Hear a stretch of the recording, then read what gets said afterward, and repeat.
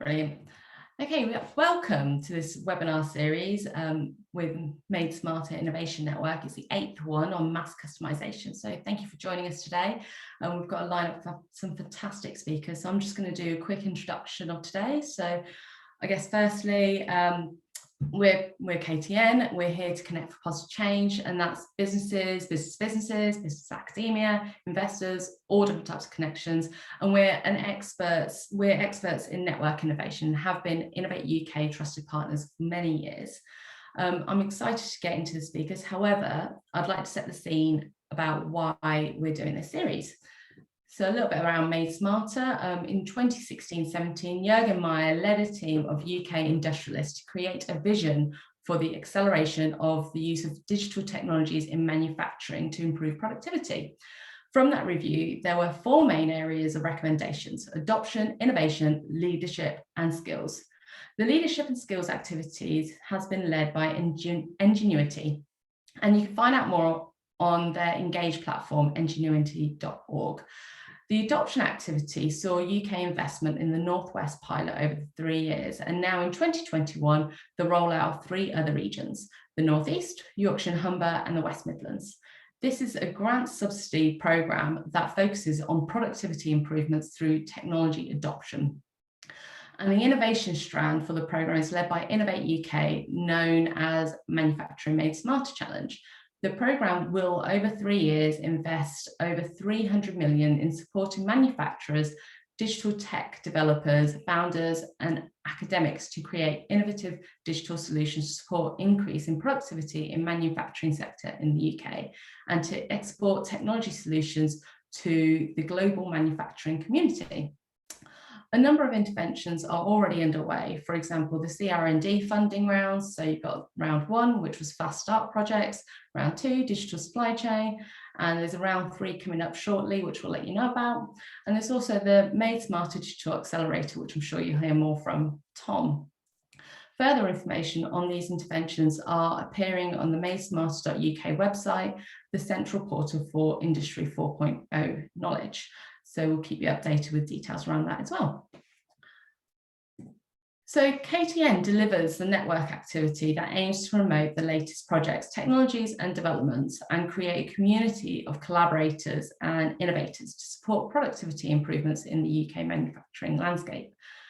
So what are we doing now? Well, using KTN's extensive technology and sector knowledge, we've set up a programme that will support the Manufacturing Made Smarter Industrial Strategy Challenge. And this webinar series is a great example of our activities and will give you some insight of the art of the possible and starting from the viewpoint of the manufacturer. We have developed an activity plan in all sectors and technologies areas, and we're continuing to scout new technologies that can support many manufacturers within all different sectors. And this will all be shared, as I mentioned before, on madesmarter.uk. So keep a lookout for our latest updates. We'll also be continuing to work with partnerships to give innovators the best opportunity to showcase innovative solutions. An example of this is Smart Factory Expo, organised by the manufacturer and bring together technologies and digital manufacturers for Industry 4.0. So we organise the Innovation Alley, which runs down through the middle of the exhibition. So fingers crossed that'll be a physical event this year. And this gives innovators a chance to pitch their ideas direct to Smart Factory Expo attendees through micro booths in a concentrated dose of ideas, energy and opportunities. If you'd like to be considered to be a part of this Innovation Alley, that will be in around November time in Liverpool. Please register onto this link. I'll add it into the chat in just a moment. So our speakers for today. So as I mentioned before, we take it all from the manufacturer's perspective. So we've got David Petro, who studied at the college, who's from EvenKeel Performance Insoles. He studied at the College of Williams and Mary's and graduated with a BA in 2003 and began his career with his father, Dr. Frank Santo Petro's podiatry practice in Brooklyn, Massachusetts. He soon saw an opportunity to use technology to drive consistency and efficiency across patient care, and together with his father, developed a proprietary method of producing custom orthotics. this resulting in EvenKeel orthotic manufacturing system, which is used today to provide orthotics for hundreds of patients a year and received a US patent in 2014. Since then, David has turned his attention to bringing care to a broader audience through an accessible mobile app and is currently preparing to launch the product line of over-the-counter custom orthotic insoles, EvenKeel Performance Insoles. Our tech provider today is from CAE Tech. So that's kindly Sheni has joined us today. She graduated in mechanical engineering and industrial design of product development in Barcelona in 2017. She has 3 years of experience working in discrete events, simulation, and data analysis in automotive industry. Currently, she is a manufacturing tool specialist in CAE Tech. CAE Tech develops technologies to make mass customization achievable and accessible and to communicate configurable and visioned product data with the customer and supply chain partners. To do so, CAE Tech implements 6 key steps to make their customers' manufacturing process faster, smarter, and more customizable. We've also invited the UK Tech founder, Rich, who is from AMO, to present his solution for mass customization. So Rich founded AMO 7 years ago. Account management online does what it says on a tin.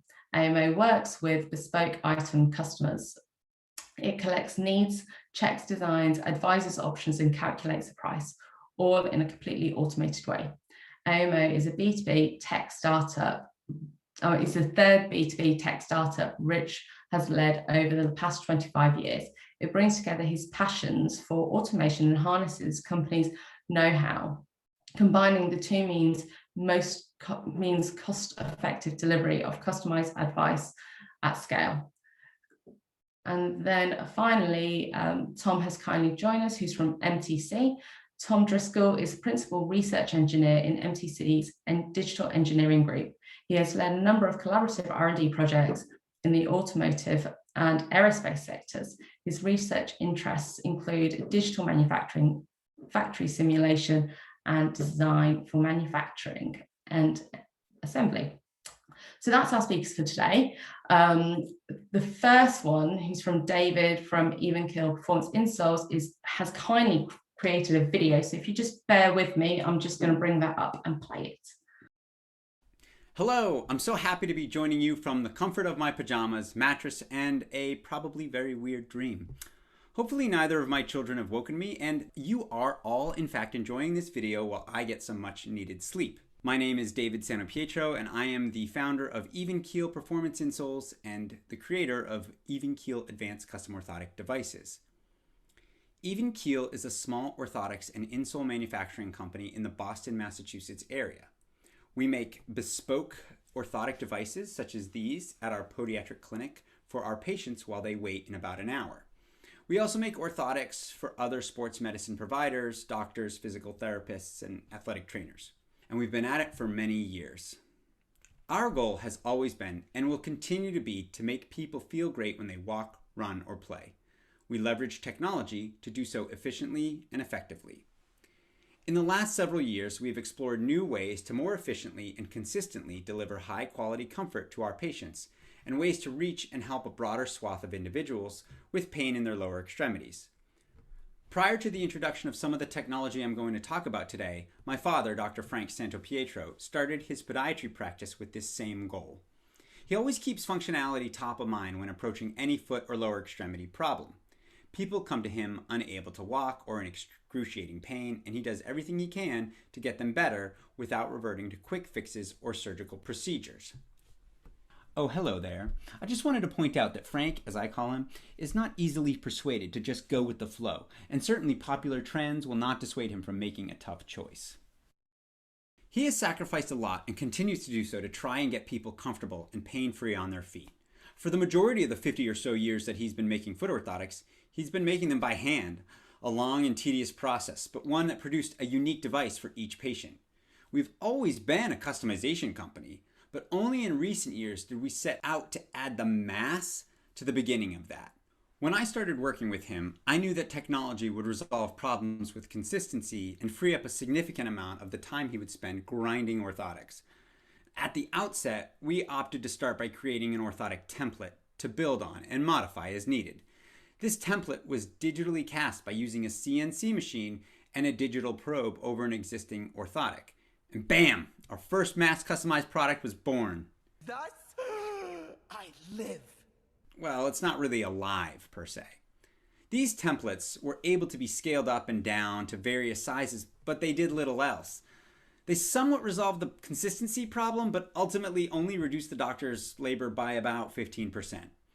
There was still a lot of work to get the orthotic to a place where we could confidently put it in the patient's shoe. In 2009, we started development of a parameterized orthotic model based on the orthotic we developed for our templates. We figured out how to manipulate the digital model to more accurately capture a variety of foot shapes and prescription needs. We developed this in SolidWorks, and we utilized Microsoft Excel and DriveWorks Express to build out the first version of our system. Our product has since been patented. We put a great deal of research into the development of the parameterized model, and though we have plenty of examples of what they look like, there are literally, well, let's see. There's 32 configuration variables, 10 of which are just for measurements, 9 of which have 5 size options. Oh, and you have to factor in material options, of which there are about 10, so we're getting fairly large. It's a lot, pretty much infinite. To infinity and beyond! In 2015, I started developing an idea for a new product line of custom over-the-counter insoles, a direct-to-consumer application that would enable customers to take their own photos of their feet from a smartphone. I knew I could capture all of the points from the top of the foot that I did from the bottom, and generally speaking, I knew there was a way to accurately size the foot based on having something else in the photo on the same plane as the sole of the foot. I just didn't have the mathematical background to make this a reality. Like I said, not my strong suit. Later in 2015, I hired my now partner, Philip Manor, to help out with our production and to build on our system. Phil and I discussed this idea here and there over the years, and starting in 2018, he made my idea for measuring a foot from an aerial point of view come to fruition. As we knew DriveWorks well, we dove into developing our new idea in that platform. And in early 2019, we started testing out our new system and new insole product. Right away, though, we hit some major obstacles.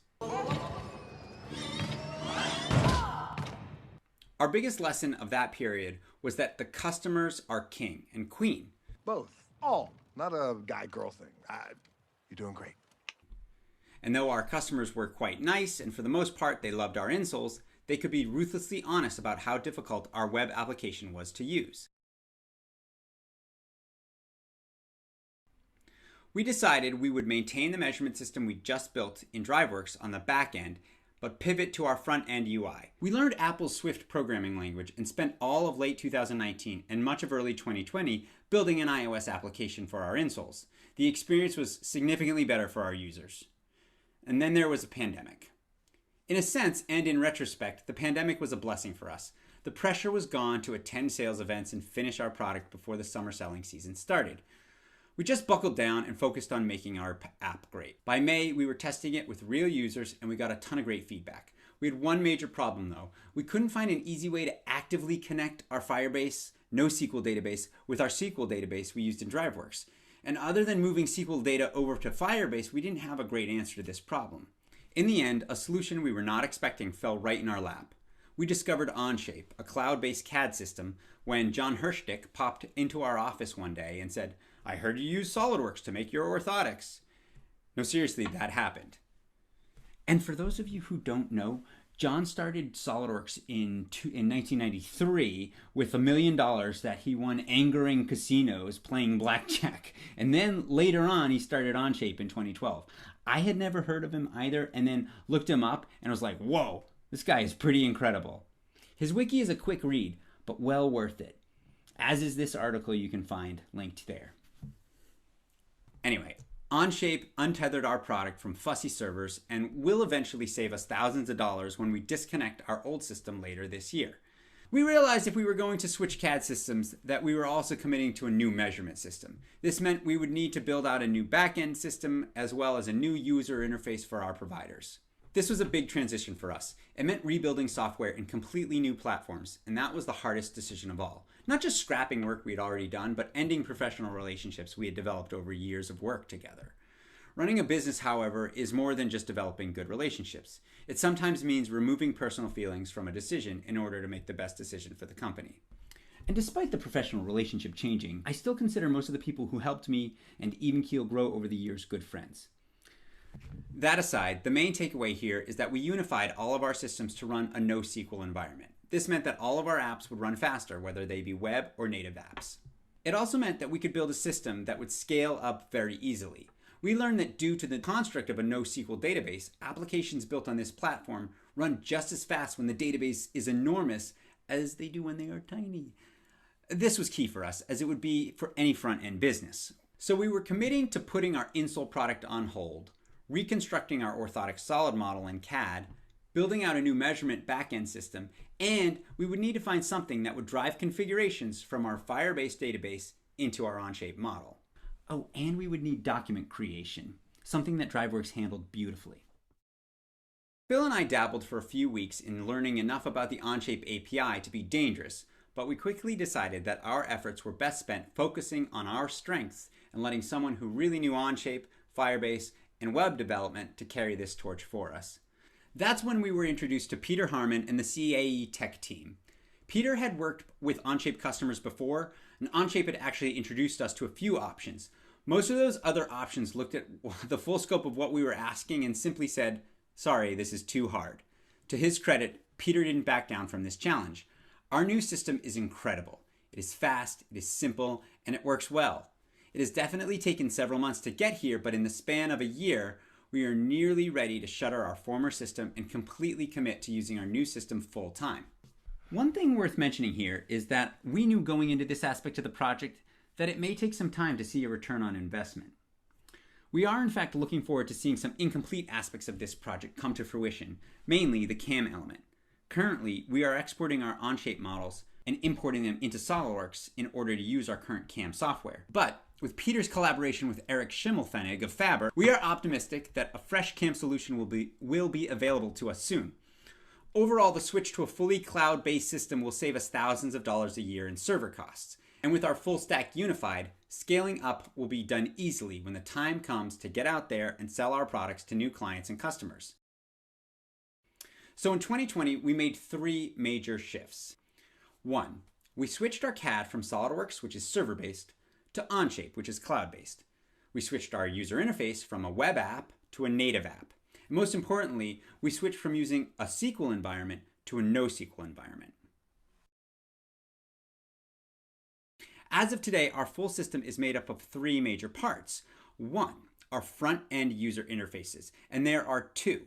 Insoles, which is in a holding pattern for now, and orthotics, where our providers capture information about the patient, and this includes a photo of the feet, as well as biomechanical examination and gait analysis that is performed by the provider. These are both built in iOS.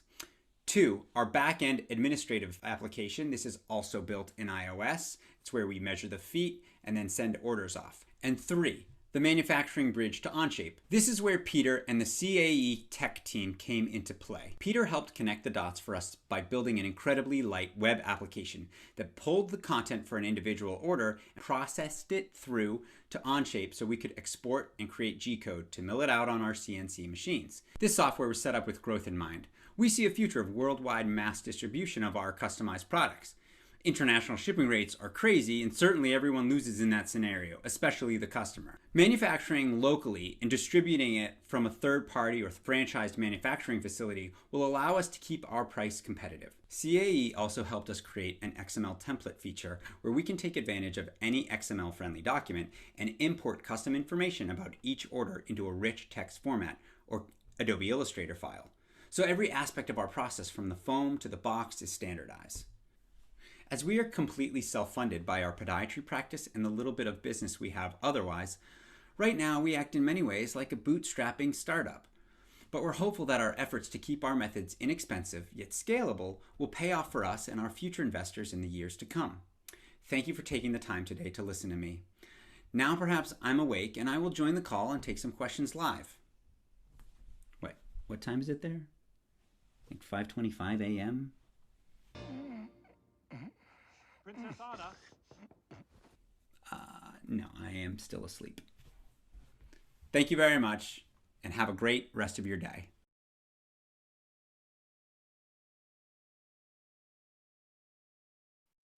Okay, so I hope everybody saw that video. We do have a link to the video that David kindly put together for us. Thought it might be a bit more lighthearted after a bank holiday weekend. Next up, we've got Zhenya. Zhenya, if you could just share your screen and start your... Sure. While Jenny is doing that, it'll be worth mentioning Peter's also on the call with us and is happy to take any questions if you've got anything around that project. So please do add any questions you do have in the chat. Thank you, Jenny. All right. Morning, everyone, and thank you again for joining this mass customization webinar today. I'm Zhenya Pierre, and I am the manufacturing tools specialist at CAE Tech. And today I will present to you the mass customization from a point of view as a technology provider. So, as we just seen, EvenKeel had developed techniques and an iOS app for customization of insoles, and recently had migrated their parameterized CAD model to Onshape.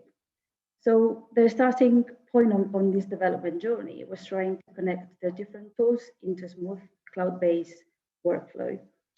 We have a really long relationship with Onshape based on previous works we have done for some of the users and clients. And so they referred to us to EvenKeel with the aim of developing a technology that could fit all their requirements. Our recommendation was to create a cloud-based manufacturing app that gathered the incoming orders for the EvenKeel team to manage and use the Onshape document as the geometry source. This will give EvenKeel an efficient approach to manufacturing that suits their current operations. But most importantly, will also scale well to having more customers, more referring doctors, and more production. The delivered solution, as we have seen, is a web-based application that gathers the customer orders as a queue with all the necessary details to identify the customer, but also show what the status of the order is, so it makes it easier to track the manufacturing process. Once an order is selected, we have integrated a 3D viewer of the insoles so they can be checked and reviewed before production, as well as populating the values of the parameterized CAD variables. This is a good example of mass customization, since there are two identical fits and each of the orders is unique. But what's even more interesting, as we have seen, is that we were able to create documents that are customizable. For example, the packaging labels that are dedicated to each customer and the instructions on how to use the insoles. Right, so we've seen the example for EvenKeel, but for following the subject of the webinar, what do we mean by mass customization? So mass customization refers to a business process of providing customized goods and services that best meet individual customers' needs.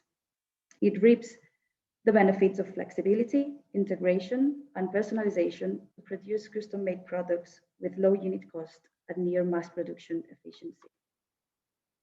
Right, so after this definition, actually, how does CAE Tech achieve mass customization?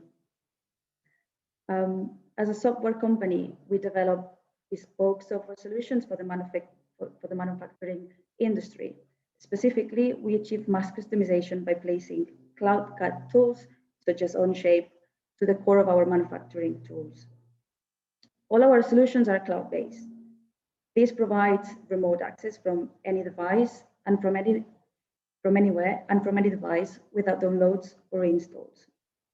We also use parameterized CAD, and since our solutions work directly from the CAD data, any changes can be made and applied on the fly. This gives the customers the ability to self-service with the desired final product. But this not only benefits the user, but also the company logistics. Since we fetch the data directly from the CAD, it makes it easier to predict the required inventory. Also, we can empower the user's purchase decisions by including cost and performance calculations in the configurator. And also, we focus on delivering a user-friendly interface that covers the accessibility requirements. But what makes us more innovative? What does our technology have? So all of our configurators are modular, and so our clients can choose the functionalities that best fits their business. Some of our features are, for example, that our 3D viewers can process complex BOM lists, and it can group the different materials by production steps if required. We can also use different users' security, so the configurator is capable of managing the different information access depending on the user's security access. And finally, we can also show notifications when a change has been released within the design, as well as display the development source tree of the design. Also, as mentioned earlier, our architecture is web-based, and it only requires a standard web browser to access it. And finally, we can link our software to CAD tools, either cloud, as on Shape, but also desktop, like SketchUp or Fusion 360. And now I'd like to put some more examples of other projects that we've developed. For example, this one with a lighting company, we have worked with them, and they manufacture bespoke handmade sculptural lighting. They needed a web-based configurator to aid the product's customization to be used by their sales team. The final product is a web application, again, with a user-friendly interface.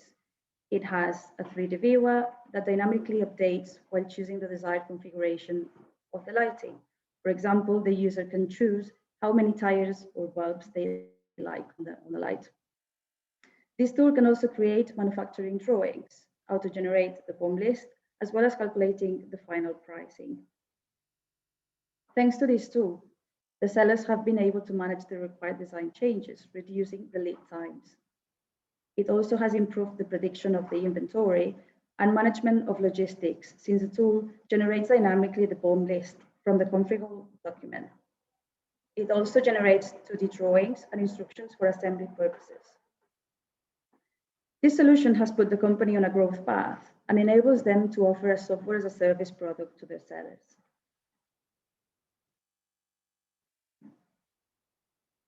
Right.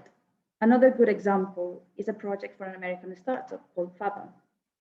We have developed a computer-aided manufacturing tool from 3D CAD to sheet goods production that supports CNC machines, routers, laser cutters, and engravers. The requirements for this tool were clear: reduce production errors and reworks, and have a fast and intuitive workflow. Currently, it can import CAD models from Onshape, SketchUp, and Fusion 360, identifying the manufacturing parts and nesting them in an optimized way. It will then generate the toolpath and the G-code to be sent to the user's CNC machine. This project is interesting as our solution covers from the 3D design all the way to the manufacturing process. And no other CAM tool competes with this complete, fast, and intuitive workflow in Faba for 3D CAD to sheet goods production. And the last example is an interesting project developed for FJS, Future Generation Systems. They're a company based in Bath, and their target customers are architects that need to configure customers' kitchens as well as staircases. The idea of the software that we have developed for them is for the architects to be able to access the FJS catalog from the CAD tool, like SketchUp, Revit, or Vectorworks, and import the required furniture in order to be configured and integrated within the customer's design. Once the design is finished, the tool will place an order to FJS, listing the necessary parts for the production. As well, will populate the location of the furniture so that the required parts can be assembled if needed. Right, so these are the examples of the solutions that we've developed for other business.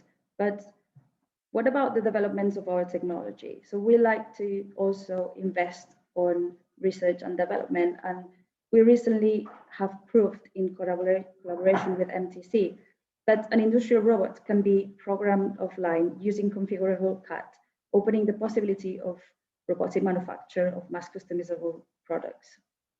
The use case defined and carried out by MTC for the project was a realistic and industrially relevant example that achieved this, but also challenged the CAE Tech team, giving invaluable learning and illustrating the requirements for the next developments.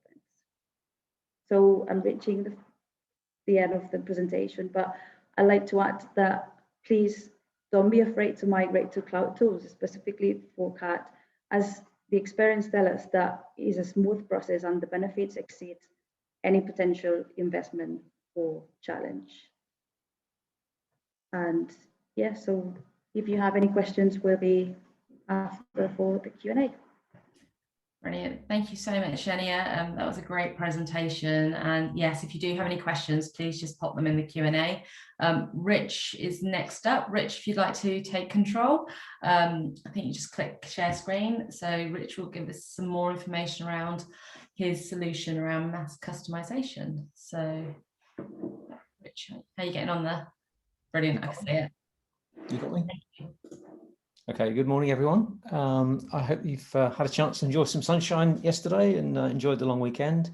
Thanks to the KCN for inviting me to share the work we're doing at Ammo and talk about the innovations we're making. So to introduce Ammo, we're a software company and we provide automated sales for bespoke manufacturers. So in English, that means we provide a machine that does sales work. Such as dialogue with customers, uncovering needs and offering solutions. And we extend this to the whole pre-sales team. So we include doing some design work, in particular validation for how a product will perform in use and its suitability for manufacturing. We also do cost estimating with pricing rules so that you can quote prices live during a conversation. I'm sure that you're all fully versed with digital marketing, so getting people to your website. In a nutshell, digital selling is helping you turn those visitors into customers by helping them buy.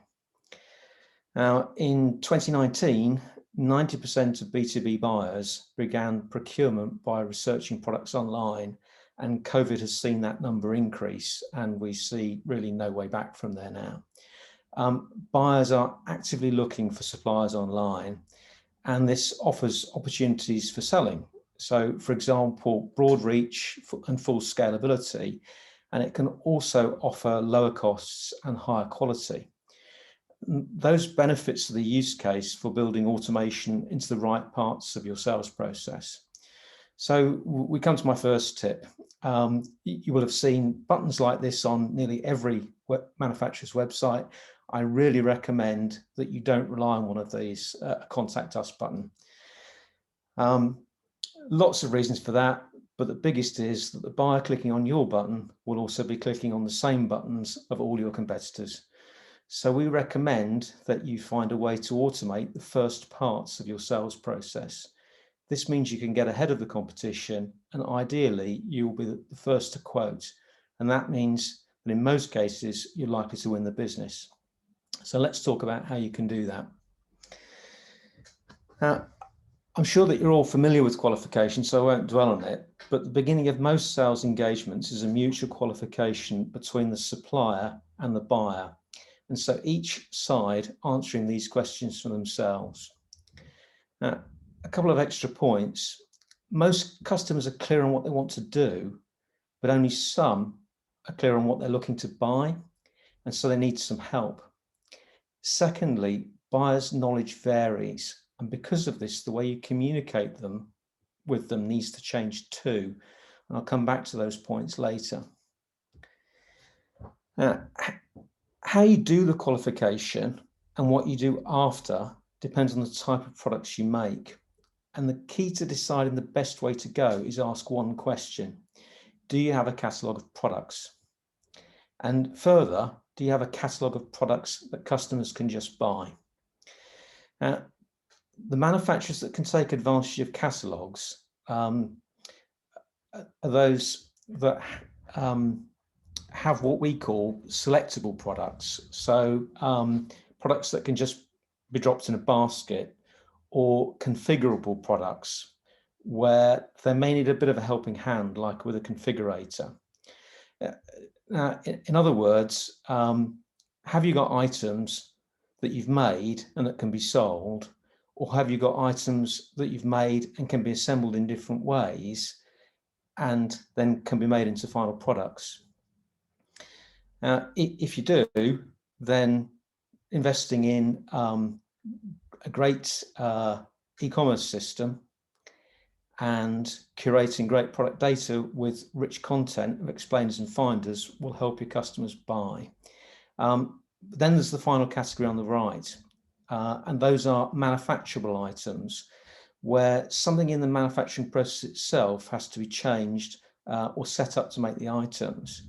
And when we talk about mass customization, this is really what we mean out on the right-hand side. So let's talk about the best ways of selling those products digitally. So the way we approach it is pretty simple. We just train a machine to do what your sales team does. So we create a digital salesperson that can engage customers, communicate and find out what they're trying to do, and can package up how you can help. And then we create a digital designer that knows the best way of delivering your products against those different needs. And then we make a digital estimator to figure out how much it's going to cost to make, and then figure out a price. And let me share a case study with you of how we've done this. Okay, so this case study features the exciting world of corrugated cases, which is an item actually that most people will have become very familiar with through the various lockdowns, but also extremely familiar to many manufacturers because that's how most products are shipped. Seemingly, this is a very simple product, but for every manufacturer, I'm sure, looking from the outside, your products are simple. When you're on the inside, actually, there's a lot more subtlety and knowledge that goes into making the right product. You may have seen some sales automation in this area, which has been offered by several manufacturers who are trying to realize the benefits that I mentioned earlier in terms of reach, scalability, cost reduction, etc. And I've got an example up there on the slide. If you use this automation, you'll see that it offers a cut down range of options, basically 8 from around 300 standard case designs. So those case designs are used as a base for most bespoke production. It also focuses on the product and its parameters. And so it talks about flute styles and materials. It doesn't mention at all the contents or the use case for the item that the customer's trying to buy. This means that the customer needs to know exactly what it is that they need to buy. And even then, they can only choose from a limited range. And this has a few impacts. Firstly, it's not that easy to use, even with something as simple as a cardboard box. Second up, the range is limited, which is not ideal. And thirdly, it moves the supplier down the value chain because the products are being commoditized and possible value add steps removed because there's no discussion about what the best solution would be. Okay, so if I can move on to our solution to handling this opportunity, and we started to work with a distributor of cases, so not with a manufacturer. They source their product from a series of different manufacturing suppliers, and they had a real problem with productivity in their sales team. Historically, they've only been winning about 1 in 20 quotes. And they felt they should be able to, well, at least double that and then improve from there. And they were looking for our help. And our focus was to do 3 things. Firstly, improve the needs analysis. So improve the solution that was being proposed and then quoted. So trying to make sure that quotes were for the right item first time round. Secondly, we wanted to speed things up from the current 2-day turnaround. So a customer had to basically wait 48 hours whilst the distributor went off to the manufacturer to get a quote and then come back and quote back.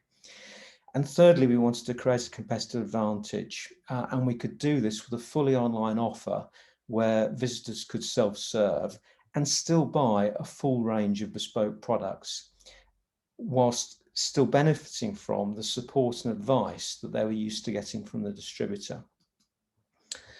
The solution itself has quite a few elements, and really too many to go through right here, but to highlight a few, again, the approach has been to split the solution into digital sales, design and estimation. And beginning with the estimator, what we did was we built in the manufacturer's product routing. And the reason to do that was that we could understand how the product would be made, given that there were a variety of different paths it could have flowed through the factory. And this allowed for a fully automated quoting by the manufacturer. We also allowed for the many different costing methods that were used and the different pricing bases. So distributor going to multiple manufacturers could get the unique quote from each different supplier. Within the designer, we've captured the critical design considerations around the box style and strength to support the use cases. So we were covering areas such as what's actually going to go into the box, how will it be handled? So will it be picked up and moved by individuals, or will it be only ever moved on a forklift? Will it be palletized, and how will those pallets be moved? Will those pallets be stacked? What are the environmental conditions like temperature and humidity that can hugely affect the strength required within the box and the materials that are used? And we also have to factor in the service life, because again, the strength of the material degrades over time. So all of these factors were important to understand from the customer before the product was specified. And as you can see, these are things that most customers would have no clue themselves when they were factoring in trying to buy the item. So to do all this, we've looked at the manufacturing constraints, such as possible size and required manufacturing processes. Then we've looked at the structural strength options by design and by material combinations. And taking all of these things together, we can make optimized recommendations for different specific use cases. And then we can add all the special features that are used to differentiate customer boxes, trivial things like handholds to things that can become really quite important, like inspection flaps to see part numbers or serial numbers. And we took all this technology and then we wrapped it up with a digital salesperson, which is used to manage the communication with the customer.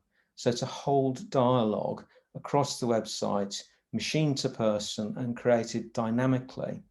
And the salesperson, I say talks, but in words and not orally. The salesperson talks with the customer using their language. And that adapts to reflect the expertise of the user. So those that are more expert get less help, and those that are with less expertise, more novice, get more help. So in summary, the whole process of requirements gathering, design and pricing is instantaneous instead of taking 2 days and loads of people's time. Most importantly of all, it can be offered direct to customers and removes the need for that contact us button and the opportunity for visitors to engage with other manufacturers. Finally, an unexpected benefit, because we could go through such a specific process of understanding what the box was going to be used for, we can now start to recommend some packaging lightweighting options. And this is showing some really quite significant benefits. We're seeing cuts perhaps of a third in CO2 in cost and significant reductions in CO2 emissions. So obviously some things that most businesses are now quite focused on. Very happy to offer some more details on how this has all been done, and you can reach me at rich@ammo.ai. Love to take some questions later. Brilliant. Thank you for that, Rich. We are overrunning a little bit, so Tom is our next presenter for MTC. So Tom, if you'd like to share your screen. Yeah. Questions, please just pop them in the Q&A. We will use up 5 minutes of the networking time for this Q&A session. So brilliant. Tom, I see you. Okay. Go for it. Yeah, brilliant. Thanks, Noam, and thanks, Rich. That was some really interesting solutions there. So yeah, good morning, everyone. I'm Tom Driscoll, Principal Research Engineer at the MTC. I'm going to take a few minutes this morning just to tell you about a really interesting and exciting R&D initiative that we've been involved in recently. Before I do that, hopefully you already know who the MTC are, but if not, I'll just give you a bit of an intro to us, and then we'll move on to Smart Factory Innovation Hub. So the MTC opened in 2011 in just outside of Coventry, Anstey, and we're an independent research and technology organisation with the aim of helping companies bridge the valley of death. I'll explain what that means on my next slide, but essentially we're involved in proving out innovative new manufacturing concepts and working with companies, with partners and customers to develop manufacturing system solutions, and then also to embed skills. So we're involved in business level training and also an ever-growing apprentice scheme. We're based in Coventry, but we also have a site in the Liverpool City region and training centre at a second apprentice site in Oxford as well. And so this term, the Valley of Death, this was basically coined to describe this problem that the UK had, having really strong university level research and then seeing all that good work disappear and reappear industrialized in other countries. And so the Catapult network, so the high value manufacturing Catapult network, of which the MTC is a member, was basically put in place to try and support this. So take university level research and start applying it at industrial scale, working with manufacturers to develop it. And so the MTC's core focus is in that area. We also have departments with more consultancy type delivery skills who work at the higher technology readiness levels to ensure that the work we're doing in this central area makes it into adoption and gets used in the UK. And so all the high value manufacturing Catapult centres have their own focus areas. The MTCs can be broadly split into 3 areas. So one of them is around component manufacturing, and that contains things such as additive manufacturing, non-conventional machining, and different high-value welding technologies, so high-integrity fabrication. In the area of assembly, we're involved in development of things like advanced tooling and fixturing, novel electronic manufacturing processes, and also intelligent robotics and automation solutions. And then in the area of data, we're involved in the areas of design and simulation, manufacturing informatics and the technologies of the smart factory, and then also metrology and non-destructive testing. So that's who the MTC is. And now I'm going to tell you a little bit about a pilot that we've been running with the other Catapult centres for Innovate and Made Smarter. So we heard a little bit earlier about the Made Smarter report from a few years back, and that was looking at how the smart factory technologies could be embraced by the UK, both in terms of manufacturers using them and also in terms of technology developers starting to create new products in this area. And one of the recommendations from the report was that the UK needed to increase access for people to these technologies. So it was recognised that whilst we had strengths in them, it wasn't as easy as it could be for companies to get involved. And so the report suggested the concept called the Innovation Hub, which it described as a national network or cluster of existing facilities accessible by industry to develop and demonstrate and test new smart factory solutions, aiding innovation and deployment. And so there's a live funding opportunity at the moment that Innovate has opened up bids for a 4-year program. It's going to be £20 million plus match funding, and so we're just waiting to hear at the moment. The Catapult group, along with some other companies, has submitted an application to manage and run this program, and we should hear any day now about the shape of that. In advance of that larger program, we've been running a pilot for Innovate to basically help them prove out the concept, understand what people like and don't like, what do people want to get out of the program. And so the pilot has been running since November. We finished last week, and it's been all around quickfire projects to generate learning. And so this has been projects with large and small companies, with manufacturing end users and technology developers. And some of the projects are mainly around demonstration rather than R&D. And we've aimed to hit a number of different sectors.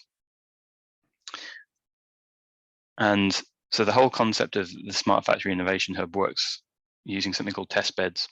And test beds are effectively combined hardware and software integrated together. It's an asset that someone can come and use to either understand how they could use a technology themselves in their factory, or to plug in a new innovative piece of hardware or software. It's going to represent what might happen in a real factory and allow you to develop your products that way. So there's some images here of the test beds that the MTC has put into the pilot. So one of them is our National Centre for Additive Manufacture. So a whole host of technology around the 3D printing technology.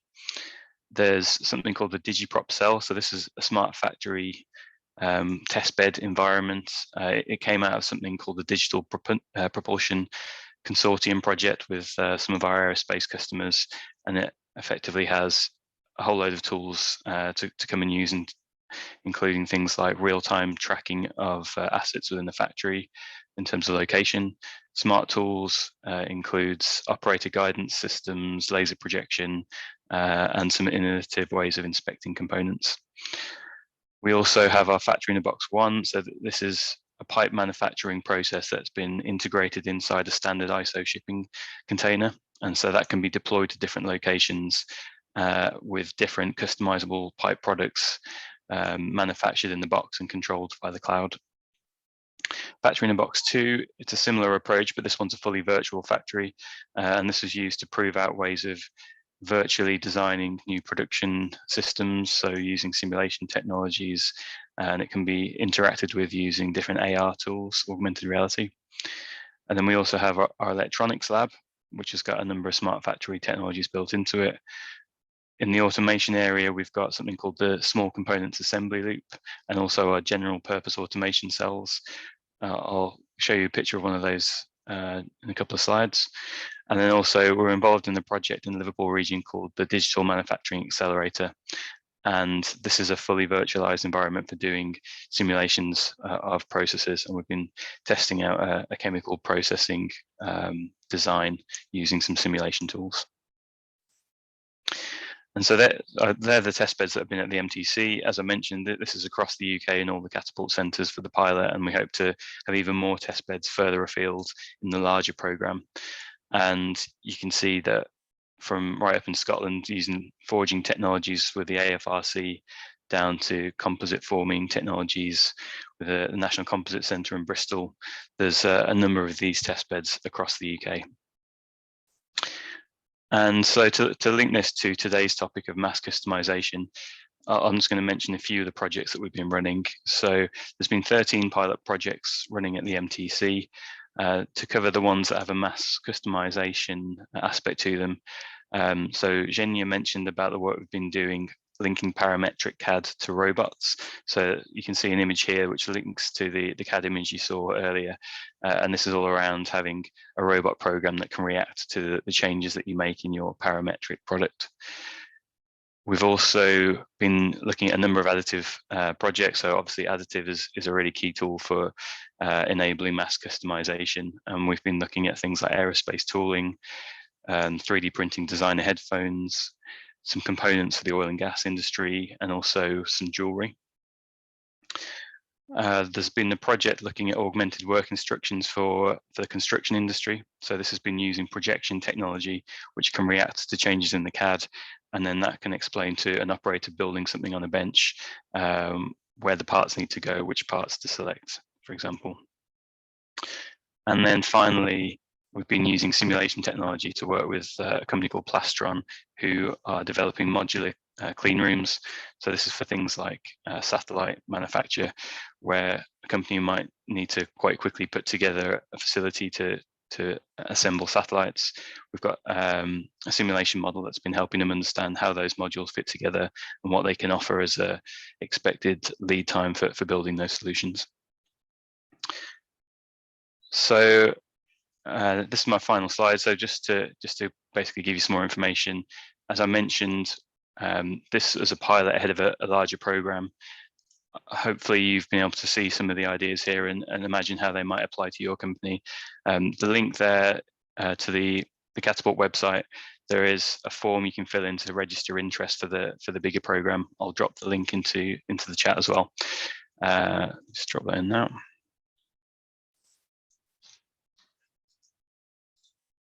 Okay, that's not pasting for some reason, but I'll do that afterwards. But also feel free to get in touch with me as well if you've got ideas or you want to discuss this concept. We're expecting to hear, as I said, in the next week or so, the actual form of it, but there's going to be a level of match funding available, and hopefully either us at the MTC or any of the other catapults around the UK will be able to help you start proving out some new concepts and enabling mass customization for you. Okay, thanks, Nalam. Thank you, Tom. Thanks for that presentation. So yeah, I think we're going straight into Q&A. I guess it's worth mentioning that David's kindly joined us, so I don't know what time it is at his end of the world.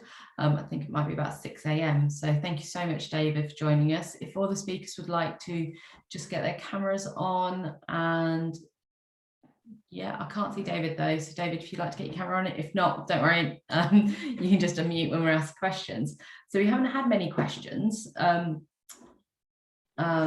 just going to have a look at some that my colleagues have suggested. Ben, I didn't know whether you wanted to unmute yourself and ask the question that you added, specifically for Rich, Xenia, Peter and Tom. Yeah. Hi all. So Ben from KTN here, head of manufacturing at KTN. So yeah, it seems to me all of the IDTs, the industrial digitization technologies, additive, IoT, AI, robotics, they can all potentially have a synergy with the concept of mass customization. I'm interested in any views from the speakers today, how those different IDT providers can work better together, best together to serve manufacturers' needs. You know, can particular IDT providers work with other IDTs, for instance? I'll chip in to start. So from my point of view, the projects that we've been working on in this area, we've been seeing more and more the efforts to do something interesting in this area kind of push the standards. So in areas such as CAD file technology, there's been different things that vendors have put together that enable something to work with their own solution, and it makes it difficult to use with other technologies. So one example is something called model-based definition we've been working in, where you're embedding more information into the CAD model rather than just the dimensions. You're adding in things like tolerances. It could be process parameters. You might want to put in, for example, the torque values that you're applying to fasteners. And the different vendors have been able to embed that into their own file formats in some way. And we've had projects running at the MTC. It's quite an active area at the moment to get some of these different vendors together and start working on what could a common standard look like that allow you to transfer some of this information, particularly for some of the non-standard things. So when we've been using it for things like surface inspection or NDT, there's not really a standard that does that at the moment. So it shows quite a good benefit of the Catapult system when you've got these projects with a consortium, different people working together, companies that might normally be competitors. There is actually a common goal there that if we can make something transferable, it's going to be better for everyone, really, for their customers and for themselves.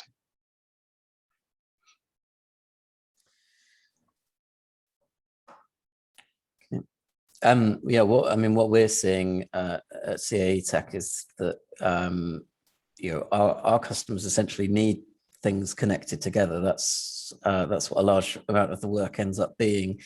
That we we want to see the use of CAD throughout the process, essentially, that we can drive the selling and the making of the same data that we're designing with, so that you have a single source of truth, essentially. And the thing with additive manufacturing is you kind of have this image that anything that's mass customized is, is going to be 3D printed, but that's not that's not the reality. It's all different manufacturing processes, and so yeah, it really is a matter of bringing different technologies, and hence different providers of those technologies together. There's a short piece of input from me, really. I think anybody that works in technology sees collaboration as a key part of life. We've spent significant parts of the last couple of years working with linguists and psychologists, which has been a bit of an eye-opener for us. I guess the piece of advice would be being crystal clear on the problem that you're trying to solve that unlocks the maximum value, and then figuring out who it makes sense to collaborate with, who can bring different perspectives and knowledge, skills, expertise that help you solve that problem. But it's almost inevitable these days that any new piece of development will involve collaboration from at least two parties, and probably more. Thanks, Rich. Okay, so from a manufacturer's perspective, what do you guys, having worked with numerous manufacturers, I know that you've highlighted this before, but what do you hear as being their biggest challenge that they have to overcome, or the reason why they don't want to go ahead with some of the solutions? What are the common things that you hear, and how do you see them overcoming them when they do go on the journey? I don't know whether you'd like to share some of your experiences around that. Sorry, that's kind of asking a very broad question. No, that's okay. I can start again with that one. Yeah, it's definitely something that we've seen at the MTC a lot when we get involved with projects. Sometimes they're projects that have been kicked off by a certain department in a manufacturer, and they've got a really clear goal of what they want to do to improve their process in some way. But sometimes that can happen without the wider organization having buy into it.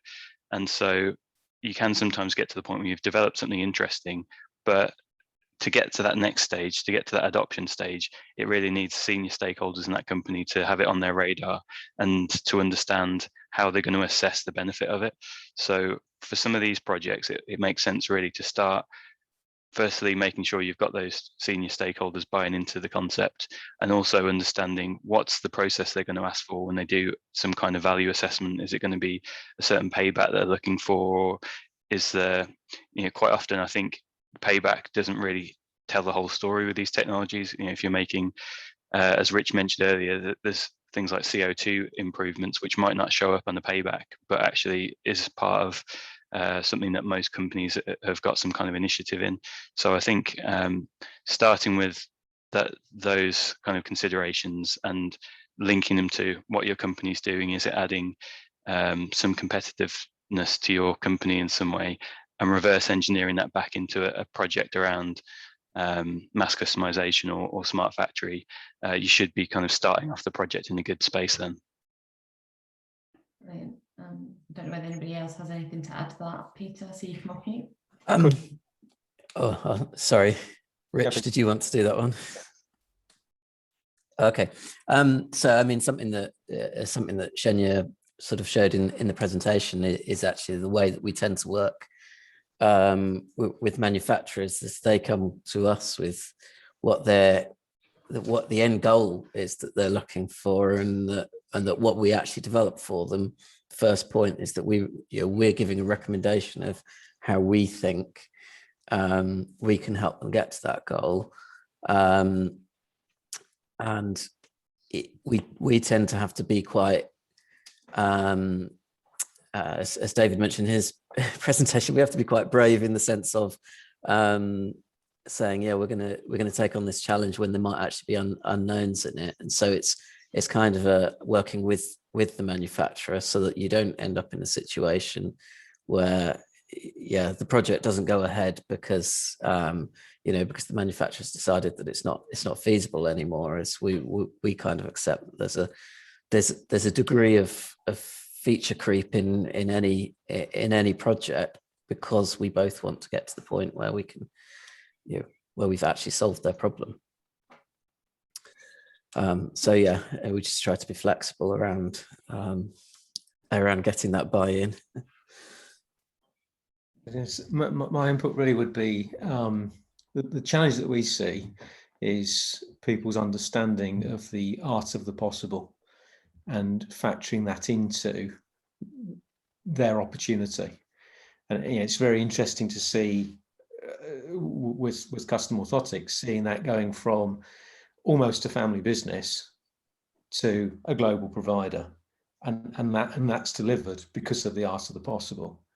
But it's difficult to visualize that if you're not involved in the generation of those types of technologies. I'd be interested in David's story as to how he came to that point, because it's quite a ballsy move, really.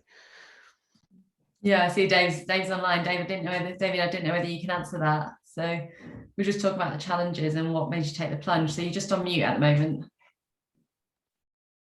Sorry. Hi, everyone. Sorry for the frog in my throat. I literally just got out of bed. I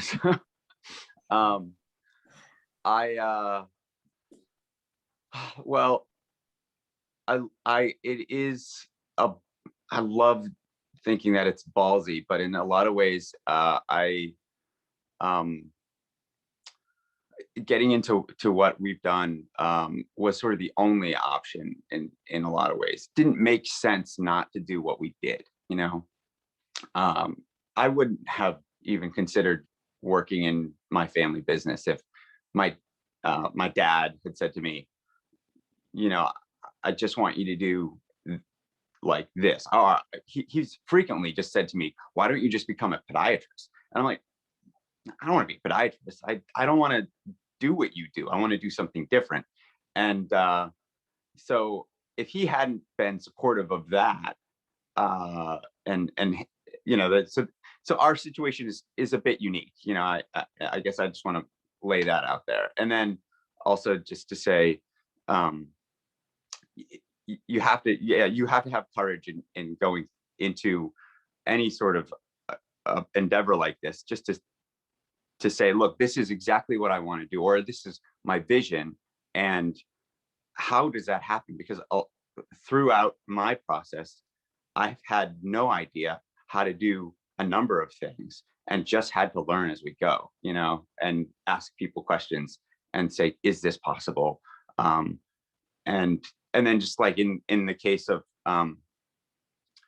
our switch from SolidWorks to Onshape, and this whole process that I just laid out in that video, I really, you know, I like basically just lost my train of thought. Hold on, it's 6 a.m. here. Give me a minute. That switch was so difficult. It took really a lot of courage for us to make the decision to just let go of all that old software and the whole process that we had just built.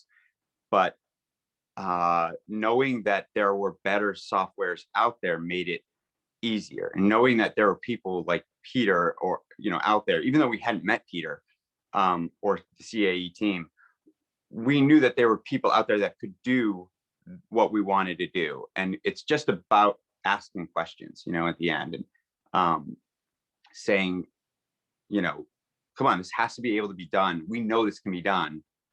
Now, how do you do it, you know? Thanks, David. I'm sorry, I think it's a bit early for you. I know this would be terribly early for me.